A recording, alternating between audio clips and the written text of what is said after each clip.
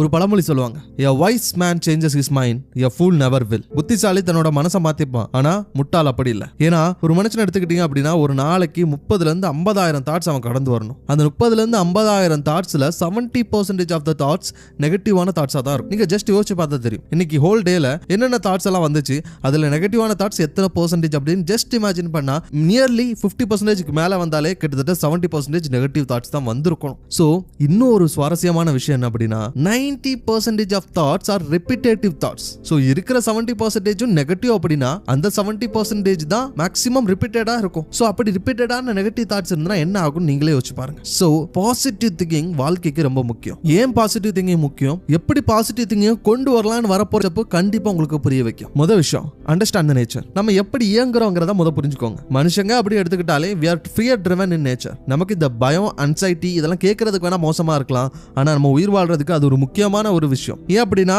நம்ம பழைய காலத்தை எடுத்துக்கிட்டீங்க அப்படின்னா நமக்கு பிரிடேட்டர்ஸ் அதிகம். அதாவது மனிதர்களை வேட்டையாடுற பிரிடேட்டர்ஸ் ரொம்ப அதிகமா இருந்தாங்க. அதாவது ஒரு காட்டுக்குள்ள போறோம் அப்படின்னா சிங்கம், புலி நம்மள வேட்டையாடலாம். சோ அந்த பயம் நமக்குள்ள இருந்துகிட்டே இருக்கும். நம்மள நிறைய அன்செஸ்டர்ஸ் அந்த வருஷமா அந்த பயத்தினாலேயே உயிர் வாழ்ந்து இருக்கிறாங்க. ஏன்னா இந்த இடத்துக்கு போனா புலி வரும் அப்படின்னு பயத்தினால போக மாட்டாங்க, இல்ல இந்த இடத்துல புலி வரும்னு பயத்தோடையும் அன்சைட்டியோடையும் கேர்ஃபுல்லா போவாங்க. இந்த பயம் இல்ல அப்படின்னா அவங்களோட உயிரே போயிடும். சோ அந்த பயம் இருக்கிறனால தான் அவங்க உயிரோடு வாழ்ந்தாங்க. அந்த நேச்சர் காலம் தொட்டு காலம் நம்மளோட ஜீன்ஸ்ல அது கலந்துருக்கு. நமக்கு இப்போ பயங்கள் மாறிடுச்சு. முன்னாடி மாதிரி உயிரை கொல்ற அளவுக்கு மோசமான பயம் இல்ல, ஆனா நம்ம மைண்ட் அதை அப்படிதான் பாக்குது. எக்ஸாம் ரிசல்ட்டை நம்ம உயிருக்கு சமமா பாக்குறோம். ரிலேஷன்ஷிப்ல வரக்கூடிய ரிஜெக்ஷனையும் பிரேக்கப்பையும் நம்மளோட உயிருக்கு சமமா பாக்குறோம். ஏன்னா இத்தனை காலமா நம்மளோட மைண்ட் பயத்தை அப்படிதான் பாத்துச்சு. பயங்கிறது உனக்கு உயிர் வாழ்றதுக்கு அப்படின்னு பாத்துச்சு. ஆனா இன்னைக்கு அப்படி இல்லையே. சோ அதனால நம்ம மனசுல வரக்கூடிய நெகட்டிவ் தாட்ஸை மாத்துறது மூலமா இந்த பயத்தை கம்மி பண்ண முடியும். நம்ம என்னதான் எக்ஸாமுக்கு படிச்சிருந்தாலும், என்னதான் நல்ல நாலேஜ் இருந்தாலும் அந்த சப்ஜெக்ட்ல திடீர்னு ஒரு பயம் வரும். எங்க இருந்து வருதுன்னு தெரியாது. படிச்ச கொஸ்டின் வரல அப்படின்னா நான் என்ன பண்றது, படிச்ச கொஸ்டின் நான் மறந்துட்டேன்னா என்ன பண்றது, இப்படிங்கிற பயங்கிறத ரிப்ளேஸ் பண்ணணும். So the second step is replacing the negative thoughts. So negative thoughts வருங்கிறத நம்ம ஃபர்ஸ்ட் ஸ்டெப்லேயே பார்த்தோம். அதை ரிப்ளேஸ் பண்ணணும். ஏன்னா கிராமத்தில் பார்த்தீங்க அப்படின்னா ஆறுகள் இருக்கும். இந்த ஆறுகளில் வெப்ப காலங்களில் போதுமான அளவு மழை இல்லை அப்படின்னா பாசிகள் வளர்ந்துருக்கும். ஸோ இந்த பாசிகள் அப்படியே தேங்கி இருக்கிற போது பாசியாக தான் இருக்கும். திடீர்னு ஒரு நாள் மழை பெஞ்சுது அப்படின்னா நல்ல தண்ணி வர அந்த பாசி எங்கே இருக்குங்கிற இடமே தெரியாமல் போயிடும்.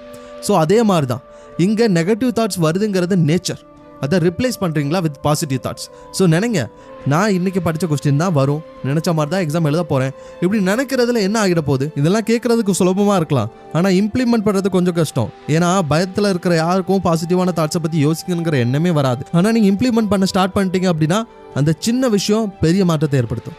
மூணாவது விஷயம் கிரேட்ஃபுல்னஸ். காலத்தோட போக்கில் நம்மக்கிட்ட என்ன இருக்குங்கிறத நம்ம பார்க்க மறந்துடுறோம்.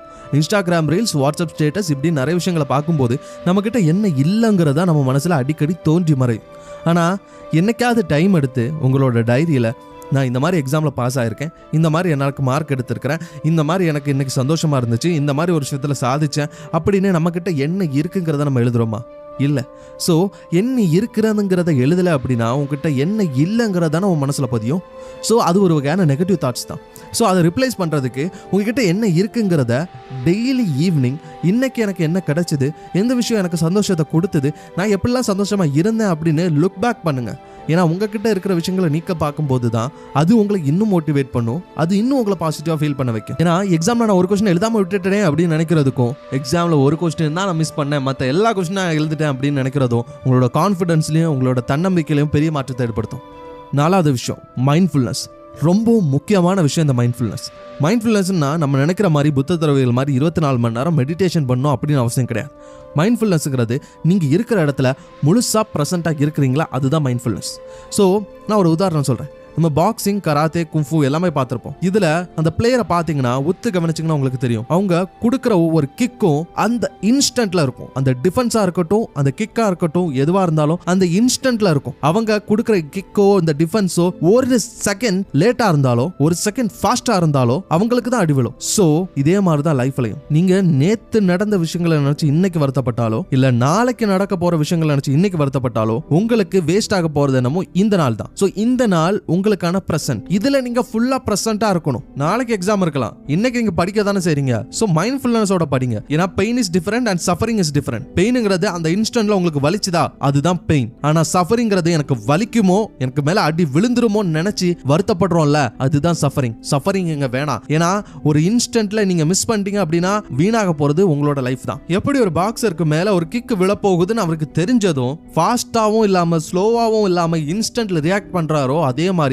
உங்க லைஃப்ல பாஸ்டையோ ஃபியூச்சரையோ நினைக்காம பிரசன்ட்ல ரியாக்ட் பண்ணுங்க. பிரசன்ட்ல இருக்கிற விஷயத்தை பாருங்க. நீங்க வருத்தப்படுறதுனால எதுவும் மாற போறது இல்ல. சோ மைண்ட்ஃபுல்னஸோட அந்த நாள்ல படிக்கிறீங்களா, ஃபுல்லா படிங்க. உங்க ஃப்ரெண்ட்ஸ் கிட்ட பேசுறீங்களா, ஃபுல்லா இன்வால்வ்மெண்டோட பேசுங்க. எதையும் யோசிச்சுட்டு இன்னொரு நிலையில இருந்தீங்க அப்படின்னா அந்த நிலையில உங்களால பிரசன்டா இருக்க முடியாது. சோ மைண்ட்ஃபுல்னஸ்ங்கிறது வாழ்க்கைக்கு ரொம்ப முக்கியமான அடிப்படையான விஷயம். அஞ்சாவது விஷயம் ரொம்ப சிம்பிளான விஷயம் தான், ஸ்மைல், சிரிக்கிறது. நம்ம இல்ல எத்தனை பேர் ஒரு நாளைக்கு அதிகமா சிரிக்கிறோம், மத்தவங்களை பார்த்து ஸ்மைல் பண்றோம். இந்த காலத்துல ரொம்ப கம்மியாயிடுச்சு. முன்னாடி மாதிரி யாரையும் பார்த்து நம்ம சிரிக்க மாட்டோம், யாரும் நம்மளை பார்த்து சிரிக்க மாட்டாங்க. நம்ம இன்ஸ்டாகிராம் ரீல்ஸையோ இல்ல காமெடி மூவிஸையோ இல்ல இதை தான் நம்ம ஃப்ரெண்ட்ஸ் கூட ஷேர் பண்றோமே தவிர நம்ம ஃப்ரெண்ட்ஸ் கூட சந்தோஷமா பேசுறோமா, நம்ம ரிலேட்டிவ்ஸ் கூட சந்தோஷமா பேசுறோமா, நம்ம அப்பா அம்மா கூட சந்தோஷமா பேசுறோமா, நம்ம சிப்லிங்ஸ் கூட சந்தோஷமா பேசுறோமா? இல்ல. இது குறைஞ்சதுனால என்ன ஆகும் அப்படின்னா நெகட்டிவ் தாட்ஸ் தான் அதிகமா வரும் மனசுல. நான் சிரிப்பு சந்தோஷங்கிற விஷயம் இயற்கையில மட்டுமே கிடைக்கிற, வேற எதுலயும் கிடைக்காத சிறந்த ஒரு மெடிசன். ஒரு சின்ன சிரிப்பு கூட நீங்க ஃபேஸ் பண்ற சிச்சுவேஷனை மொத்தமா மாத்திடும்.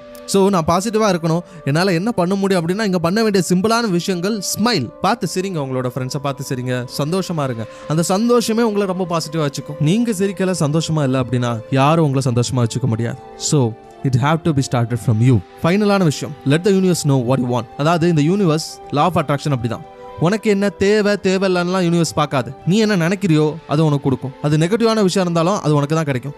நெகட்டிவான தாட்ஸ் தான் நமக்கு அதிகமாக இருக்குது அப்படின்னா ஃபெயில் ஆயிடுவோம்னு நினச்சா அப்படின்னா அந்த நினைப்பு மனசுக்குள்ளே இருக்கு, அதை இந்த யூனிவர்ஸ் உனக்கு கொடுக்கும். ஸோ இந்த யூனிவர்ஸுக்கு நீ தெளிவாக சொல்லணும், எனக்கு இதுதான் வேணும் அப்படின்னா தேவையில்லாததை நினைக்காத, தேவையானதை நினைச்சுப்பார்.